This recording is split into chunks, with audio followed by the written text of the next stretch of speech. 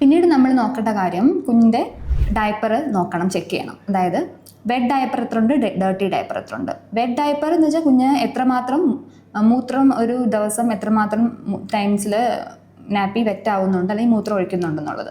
Usually ഒരു 6 to 8 nappies wet nappies ആണ് നമ്മൾ പറയുന്നത് ആഡ്വക്കേറ്റ്ലി ഒരു ബ്രസ്റ്റ് ഫീഡ് കിട്ടുന്ന കുട്ടി. പക്ഷേ നമ്മളൊരു മലവിസർജനമാണ് നോക്കുന്നുണ്ടെങ്കിൽ ഒരു 2 പൂവെങ്കിലും നല്ല സോഫ്റ്റ് ആയിട്ടുള്ള യെല്ലോയിഷ് പൂവായിരിക്കണം ആഫ്റ്റർ 2 days ബേബി പാസ് ചെയ്യേണ്ടത്.